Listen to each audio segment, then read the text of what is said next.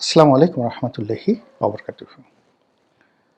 সম্মানিত দর্শক, আজকে যে প্রসঙ্গটি নিয়ে আলোচনা করব, আপনাদের যদি খুব বেশি তাড়া না থাকে, অনুগ্রহ করে এই ভিডিওটি শেষ পর্যন্ত দেখবেন।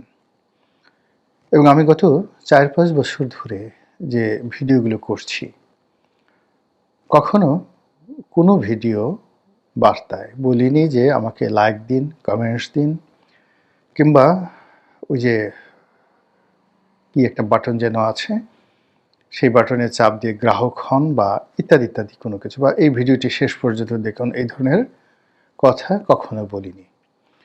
কিন্তু আজ এই কথাটা বললাম এই কারণে যে তালুত এবং জালুতের কাহিনী পবিত্র কালামে পাকে যেভাবে বর্ণনা করা হয়েছে এবং বিশ্বের অন্য যে সকল বিখ্যাত গ্রন্থ সমূহ রয়েছে, তার মধ্যে ধর্মগ্রন্থ বাইবেলের ওল্ড টেস্টামেন্ট এবং নিউ টেস্টামেন্ট, এই দুটো অধ্যায়তে দ্য বুক অফ স্যামুয়েল, সেখানে হজরত তালুত আলাইহিসসালাম, কেউ বলেন তিনি নবী ছিলেন, কেউ বলেন তিনি নবী ছিলেন না, আল্লাহ ভালো জানেন, আমরা তাকে নবী মনে করি আজকের এই বক্তব্যটি উপস্থাপন করব।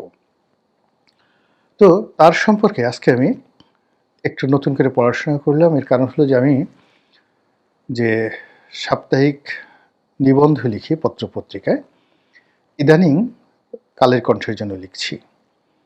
প্রতি বুধবারে কালের কণ্ঠে যে নিবন্ধটি ছাপা হয় উপসম্পাদকীয়, তার জন্য এই একই শিরোনামে একটা লেখা লিখেছি। তো পাঠকদের জন্য সেই লেখা লিখতে গিয়ে আমি যে অধ্যয়নগুলো করলাম এবং আমার যে আর্ত উপলব্ধিগুলো হলো, সেই বিষয়গুলো আপনাদের সঙ্গে শেয়ার করাটা আমার কাছে মনে হচ্ছে আমার অবশ্য কর্তব্য। কারণ আজকের এই ভিডিওর মাধ্যমে যদি একজন মানুষ উপকৃত হন কিংবা কারো বোধোদয় হয়, তাহলে আল্লাহ রাব্বুল আলামিন যে আমাকে জ্ঞান দিয়েছেন, কথা বলার ক্ষমতা দিয়েছেন, একটা প্ল্যাটফর্ম দিয়েছেন, এগুলোর শুকরিয়া আদায় করা হয়ে যাবে। এজন্য মূলত অনুরোধ করলাম। কালের কণ্ঠের জন্য যে লেখাটা লিখছি, সেটি মূলত আমাদের মহান বিজয় দিবস। এই বিজয় দিবস অন্যান্য বছর যেভাবে আনন্দের ছিল, এইভাবে এইবারের যে বিজয় দিবস যেভাবে আমাদের কাছে এসেছে, অনেকটা রোদন ভরা বসন্তের মতো। রবীন্দ্রনাথের সেই বিখ্যাত গান, রোদন ভরা বসন্ত সখী আসিনি কভু আগে। এরকম বিজয়ের মাসে যা দেখছি তা দেখার কথা নয়, যা শুনছি তা শোনার কথা নয়, যা বলছি তাও বলার কথা নয়। আমাদের বিজয় দিবস ছোটকাল থেকে দেখে আসছি। এ দিবসটিকে সামরিকভাবে উদযাপনের জন্যে আমাদের সেনাবাহিনী কুচকাওয়াজ প্রদর্শন করে। উপজেলা পর্যায়ে এ দিবসটিকে পালন করার জন্য উপজেলা প্রশাসন প্যারেডের আয়োজন করে। আমি যখন সংসদ সদস্য ছিলাম, 5টি বছর আমাকে এই প্যারেডে অংশগ্রহণ করতে হয়েছে। আর আপনাদের সবারই মনে আছে যে ছাত্র জীবনে, কি প্রাইমারিতে কিংবা হাই স্কুলে, আমাদের এই বিজয় দিবসকে কেন্দ্র করে সারা দিন বিরাট একটা কর্মসূচি থাকতো শিশু মনে। এর ফলে কি হলো, স্বাধীনতা, সার্বভৌমত্ব, জাতীয় পতাকা এবং দেশাত্মবোধ একটি শিশুর মন এবং মননে যেভাবে অনুপ্রবেশ করত, যা পরবর্তীকালে আমার সোনার বাংলা আমি তোমায় ভালোবাসি, বা বাংলাদেশ, জীবন বাংলাদেশ আমার, মরণ বাংলাদেশ, আপনি যেভাবেই বর্ণনা করেন না কেন, দেশপ্রেম আপনার হৃদয়ের মধ্যে উচ্ছ্বরিত হতো। কিন্তু এইবার এসে যে বিরূপ পরিস্থিতি, সেই বিরূপ পরিস্থিতিতে সরকার সিদ্ধান্ত নিয়েছে এবছর কোনো সামরিক কুচকাওয়াজ হবে না, যেভাবে গত বছরও কিন্তু হয়নি। তো অন্যান্য যে সকল ঘটনা, সেই ঘটনার ফলে এখন আমাদের অনেকের মুখ দিয়ে কথা বেরোচ্ছে যে আমাদের স্বাধীনতা এবং সার্বভৌমত্বের যে অনুভূতি, সেই জায়গাটা কোথায় যাচ্ছে। যে জাতি স্বাধীনতার স্বপ্ন দেখে না, আল্লাহ রাব্বুল আলামিন কখনো তাদেরকে স্বাধীনতা দান করেন না। আবার কোনো কোনো জাতি শত শত বছর, হাজার হাজার বছর ধরে স্বাধীনতার স্বপ্নে বিভোর থাকে, তারপর আল্লাহ রাব্বুল আলামিন তাদেরকে স্বাধীন করেন। কিন্তু পরবর্তীতে আবার দেখা গেল সেই জাতি তাদের অবাধ্যতা এবং তাদের যে অকৃতজ্ঞতা ইত্যাদি নানা রকম বদগুণের কারণে আল্লাহ রাব্বুল আলামিন তাদের উপর থেকে সেই নিয়ামত তুলে নেন। এবং এরকম ঘটনা যখন একটা কোনো জাতির জীবনে ঘটে, দ্বিতীয়বার আর তাদের কাছে সেই নিয়ামত ফিরে এসেছে, এরকম নজির খুব অল্প। তো তালুত এবং জালুতের যে কাহিনী, সেই কাহিনীর মধ্যে যে সকল বিষয় মহান আল্লাহ রাব্বুল আলামিন তার বান্দাদের নিকট বলার চেষ্টা করেছেন, সেটি হলো যে নেতৃত্ব, দেশাত্মবোধ, অনুশোচনা, জাতীয় চরিত্র গঠন, আনুগত্য ইত্যাদি বিষয়ে আল্লাহ রাব্বুল আলামিন কী ধরনের মানুষের যে মানবিক আচরণ পছন্দ করেন তা এই কাহিনীর মধ্যে পবিত্র কালামে পাকে বর্ণিত হয়েছে। তো মূল আলোচনা যাওয়ার আগে খুব সংক্ষেপে আজকের এই আলোচনার প্রেক্ষাপটটা বলে নিই। সেটি হলো, আপনি যদি স্বাধীন হতে চান, স্বাধীনতা উপভোগ করতে চান, তাহলে আপনাকে চিন্তা, চেতনা, মন, মননে একজন স্বাধীন মানুষের গুণাবলী থাকতে হবে। বেয়াদবি, অভদ্রতা, অশ্লীলতা, অশ্রাব্যতা, ধর্মহীনতা, বিচারহীনতা এই বিষয়গুলো যদি আপনার চরিত্রে থাকে, আপনি কখনো স্বাধীন দেশের নাগরিক হতে পারবেন না, স্বাধীনতা আপনার সৌভাগ্যে আসবে না এবং স্বাধীনতা উদযাপন করতে পারবেন না। এখন মূল আলোচনায় আসি। আজকের যে ইসরায়েল, জেরুজালেম, নাবলুস কিংবা ধরুন হাইফা, যে অঞ্চলগুলোর নাম শুনেন বা প্রাচীন জমানাতে যেগুলোকে মাদায়েন বলা হতো, তো পুরো এলাকাতে একটা বিশাল সাম্রাজ্য আল্লাহ রাব্বুল আলামিন বনী ইসরায়েলদেরকে অর্থাৎ ইহুদিদেরকে দিয়েছিলেন। তো এই জাতির গোষ্ঠীকে হেদায়েতের জন্য আল্লাহ রাব্বুল আলামিন যত নিয়ামত রয়েছে, ধন সম্পদ, অর্থ, বীর্য, ক্ষমতা, নেতা, নবী, উলি, আল্লাহ, গাউস, কুতুব বেশুমার, পৃথিবীর কোনো জাতিকে এত সম্মান দেয়নি। কিন্তু এই জাতিটি বারবারই আল্লাহর অবাধ্য হয়েছে, নিয়ামতকে অস্বীকার করেছে এবং পাপ কার্যে লিপ্ত হয়েছে। আমি যে সময়টির কথা বলছি সেটি হলো খ্রিস্টের জন্মের 1000 বছর আগে, মানে আজ থেকে ধরুন 3000 বছর আগের ঘটনা। আর সেই সময়টি হলো হযরত মুসা আলাইহিস সালাম যখন এই জমিনে ছিলেন, তাওরাতের যুগ, তার থেকে আনুমানিক 300 বছর পরের ঘটনা। আপনারা জানেন যে বনী ইসরায়েলের মধ্যে যে 12টি জাতি ছিল, তো এই 12টি জাতি মূলত তৎকালীন যে সভ্য দুনিয়া তারা শাসন করত, কখনো ঐক্যবদ্ধভাবে, কখনো আলাদা আলাদাভাবে। তো জেরুজালেম কেন্দ্রিক তাদের যে বিশাল সাম্রাজ্য গড়ে উঠেছিল, সেই সাম্রাজ্য বহুবার ধূলিসাৎ হয়েছে। তো এই ধূলিসাৎ হতে হতে যে সময়ের কথা বলছি, আজ থেকে 3000 বছর পূর্বে, তারা একেবারে একটা গৃহযুদ্ধের মধ্যে চলে গেল। তারা নিজেরা গণ্ডগোল করে কি করলো, তাদের একটা গোত্রকে একেবারে রীতিমতো যাকে বলা হয় নিষিদ্ধ করে দিল।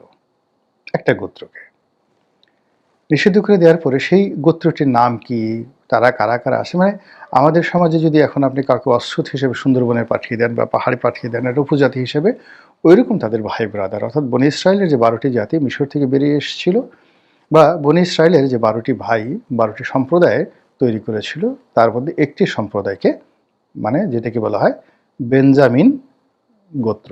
নামটা মনে রাখেন, এই যে বেঞ্জামিন নেতানিয়াহু, এই নামটি ছিল বেঞ্জামিন গোত্র। তো এই বেঞ্জামিন গোত্রটা তখন সবচেয়ে অবহেলিত, এবং তারা যে কোথায় ছিল একমাত্র আল্লাহ রাব্বুল আলামিন ছাড়া জানতো না। বাকি যে 11টি গোত্র, তারা আবার পরস্পর মারামারি কাটাকাটি করে এমন অবস্থা হয়ে গেল যে তাদের রাষ্ট্র ব্যবস্থা ভেঙে পড়লো, সমাজ ব্যবস্থা ভেঙে পড়লো, তারা দুর্বল হয়ে গেল, অসহায় হয়ে গেল। ঠিক এই সময়টিতে পার্শ্ববর্তী একটি রাষ্ট্র, সেই রাষ্ট্রের প্রধানের নাম হলো জালুত। আমরা যাকে ডাকাত জালুত হিসেবে জানি, মূলত হি ওয়াজ এ কিং। তিনি এই বনী ইসরায়েল জাতিকে আক্রমণ করা শুরু করলেন, অর্থাৎ আজকের জেরুজালেম এবং পুরো জেরুজালেম সংক্রান্ত যে সমস্ত আশেপাশে এলাকা, অর্থাৎ কুয়েত থেকে শুরু করে কাতার, দাম্মাম, দাহারান, এরপরে ইরাকের বেশ কিছু একটা অংশ, জর্ডান, পশ্চিম তীর, ফুরাত, এই পুরো অঞ্চলটাই তাদের অধীন ছিল মিশর ছাড়া। তো যাই হোক, এখন এই যে জালুত এদেরকে আক্রমণ বারবার করে, কত বছর যাবত করে একমাত্র আল্লাহ রাব্বুল আলামিন জানেন। তারা নিঃশেষ হতে হতে হতে হতে একেবারে ভিখারি হয়ে গেলেন সবাই। কিন্তু তারপরে জালুতের অত্যাচার থামে না। জালুত তাদের মেয়েদের ধরে নিয়ে যায়, ছেলেদের ধরে নিয়ে যায়, যুবকদেরকে ধরে নিয়ে যায়, বিক্রি করে ফেলে। এবং জালুতের আক্রমণ থেকে বাঁচার জন্য তারা বিভিন্ন এলাকাতে পালিয়ে বেড়ান।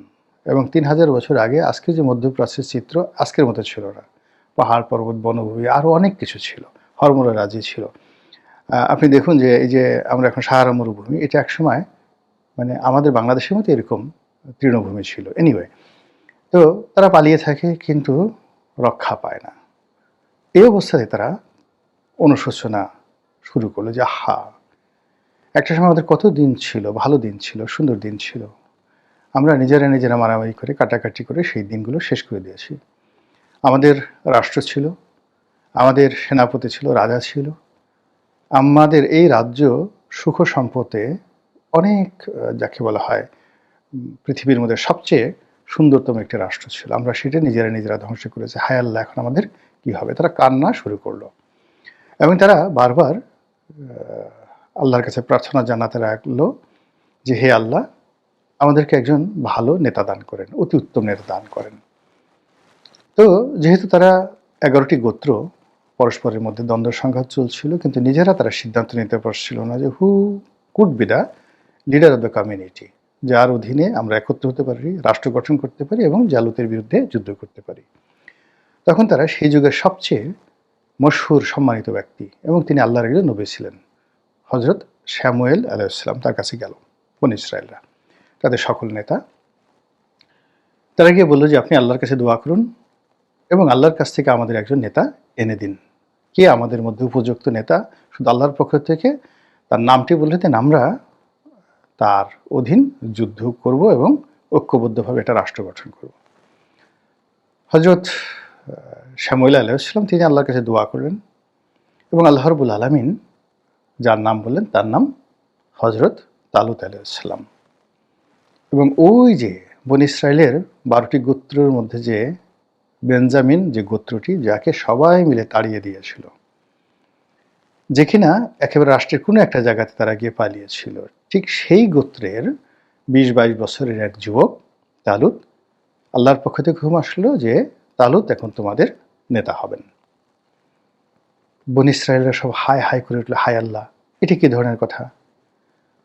আমাদের এত ক্ষমতা, এত টাকা, এত সৌন্দর্য, সামরিক জ্ঞান, এত ঐতিহ্য, সব কিছু বাদ দিয়ে আমাদের মধ্যে কাউকে পছন্দ হলো না। আর আল্লাহ কি না এইরকম, যাকে বলে আমরা যাকে নিষিদ্ধ ঘোষণা করেছি, তার মধ্য থেকে তাও আবার এমন যুবক যে কিনা লিকলিকে লম্বা।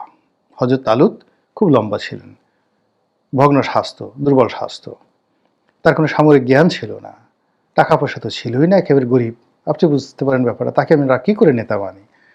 তো হযরত শ্যামুয়েল আলাইহিস সালামকে নেতারা বললেন যে হে, আপনি আল্লাহর কাছে আবার একটু প্রার্থনা করুন, তিনি যেন ওকে বাদ দিয়ে আমাদের এই যে 11টি গোত্র আছে, এই গোত্রের মধ্যে থেকে যে কোনো একজনকে মনোনয়ন দেন। হযরত শ্যামুয়েল আলাইহিস সালাম বললেন যে হবে না, আল্লাহর সিদ্ধান্ত চূড়ান্ত।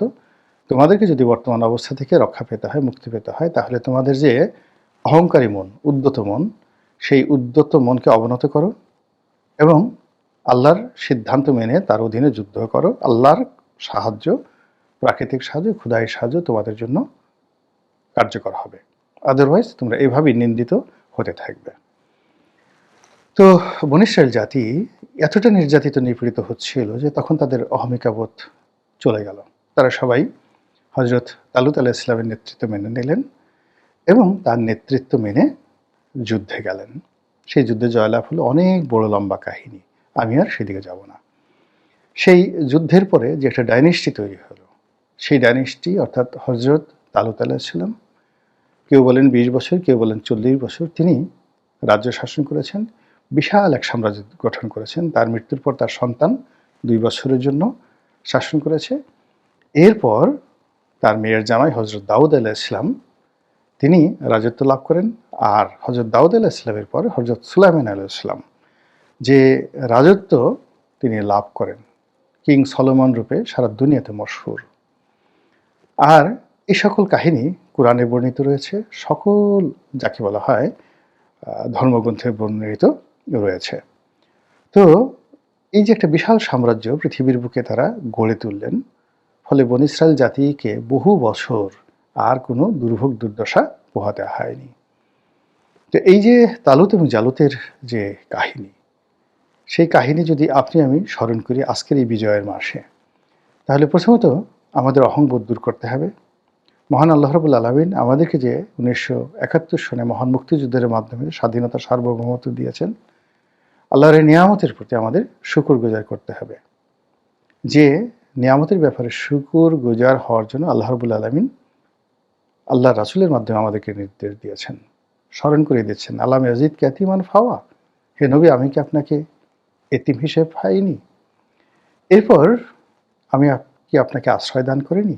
সুতরাং আপনার প্রতি যে নিয়ামত দেওয়া হয়েছে, ও আম্মা বিনিয়ামতে রব্বিকা ফাহাদ্দিস, আপনার প্রতি যে নিয়ামত দেওয়া হয়েছে সেই নিয়ামতের শুকরিয়া আদায় করুন। তো এই যে আমাদের প্রতি যে নিয়ামত দেওয়া হয়েছে 2025 সনে ডিসেম্বর মাসে বুকে হাত দিয়ে একবার একটু চিন্তা করুন তো, কয়দিন আপনি স্মরণ করেছেন যে আপনার স্বাধীনতা আপনার জন্য বিরাট একটা নিয়ামত, আপনার পরিবারের জন্য নিয়ামত। এই স্বাধীনতা রক্ষার জন্য আপনার দায়িত্ব রয়েছে, কর্তব্য রয়েছে, আপনার জবানের হক আছে, শরীরের হক আছে, চিন্তা এবং চেতনার হক আছে, সঙ্গে সঙ্গে আল্লাহর হক আছে। সেই হক আমরা যদি সবাই আদায় করতে না পারি, তাহলে এই নিয়ামত আল্লাহ উঠিয়ে নেবেন। আল্লাহর এই গজব থেকে আল্লাহর দরবারে পানাহা চাই, আমি নিজে যেন আমার প্রতি অর্পিত দায়িত্ব এবং কর্তব্য পালন করতে পারি, আর আপনারা যারা দেখলেন তারাও যেন দায়িত্ব এবং কর্তব্য পালন করতে পারেন দেশের উপর, এবং দেশপ্রেমে উদ্বুদ্ধ হতে পারেন, সেই দোয়া করছি। আসসালামু আলাইকুম ওয়া রাহমাতুল্লাহি ওয়া বারাকাতুহু।